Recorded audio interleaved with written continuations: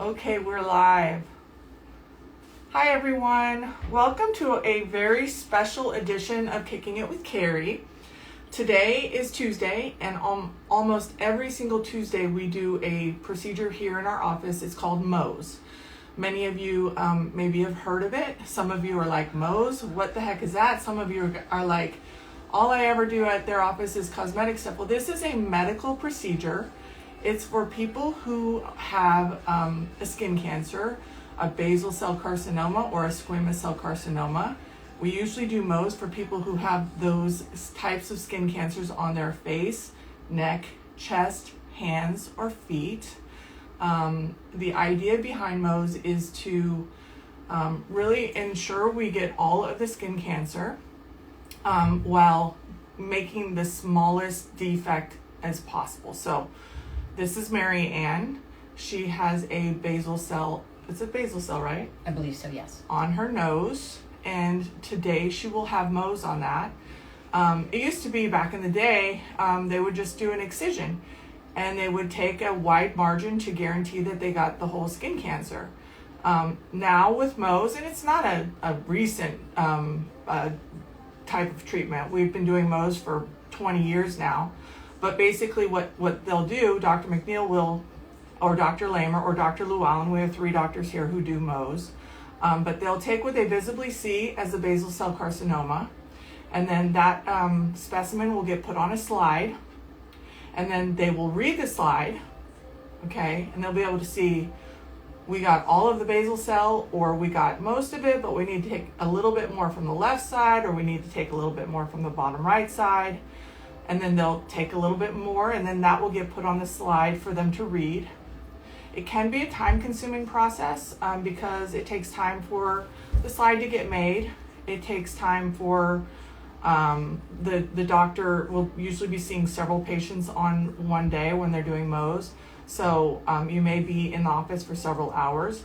And then when you become clear, meaning all of the skin cancer has been removed, that's when we'll do the closure.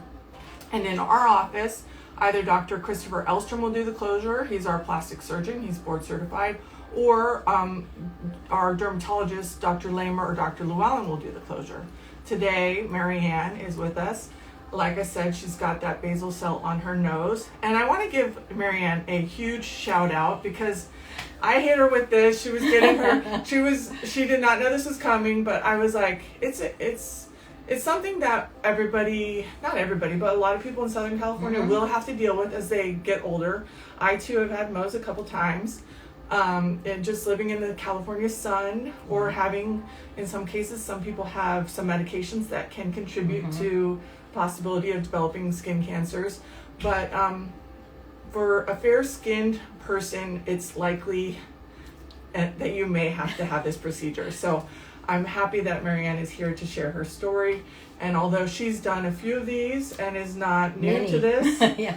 do you remember the last time, like the first time you had to have MOHS? Yes. I'm sorry I'm standing like That's this, but okay. I'm just That's like, okay. I want to be in the frame. But Yeah. do you remember the first time you had to have MOHS and Yes. kind of how you felt about that and your concerns? I was a little apprehensive. I didn't know what was involved, and but everyone here put my mind at ease. I came in, I think the first one I had actually 3 levels I had to go. 3 levels. So we were just talking about how they take what they think is the skin cancer, and then they maybe have to take more. So you're saying that very first one time, you had to have 3 different levels. And so, but you're numb, you don't feel it. It's very easy. I brought my book. In between levels I read, so it's very relaxing. And then Dr. Elstrom sewed me up when it was all done, and I believe at that time the stitches were dissolvable, so I didn't even have to come back for that. So yeah, it's a much easier procedure than you would think it would be. And how was the recovery? I mean, I don't see a scar on your face now. No, was it on your face? Where was it? No, let's see. I think I've had a couple done on my face, but I can't even. Oh, and I've had one right here on my neck. I had this one done last week, but I had one up here, and there's no scar. So yeah, it's very, very easy. So we it's can't really- guarantee that there's not going to be any scar. right. And some people heal better than others. Mhm. And depending on the size of the defect and how Right, many how deep they have to go. Exactly, all Yeah. those things. But more often than not, I can't tell you how often I've been really surprised at the outcome where I've seen the before and I after. was going to say the Yeah. whole. But that doesn't Yeah. really sound like that. I've seen how much has been taken out of certain patients, and then I've seen, the way Dr. Elstrom or Dr. Llewellyn or Mhm. Dr. Lamb was going to sew it up, and I more oftentimes than not, I'm so surprised at the outcome and how good it looks. And Yes. if it does take some time, but usually after about a year, you're looking pretty Oh good. yeah, definitely. And I have Dr. McNeil here. So Marianne has, you can see on her nose maybe, we've marked the site of the basal cell. The way it works in here when you come in is there's the pathology that Dr. McNeil has. We have a picture usually from the biopsy site, and then we'll match up the picture to today. Maybe Dr. McNeil wants to talk about that. But Marianne's had pictures taken this morning. She's done her consent. She's had some numbing, so the site, if you've got really good eyesight, you might be able to see it's a little white and maybe a little swollen. That's from the numbing.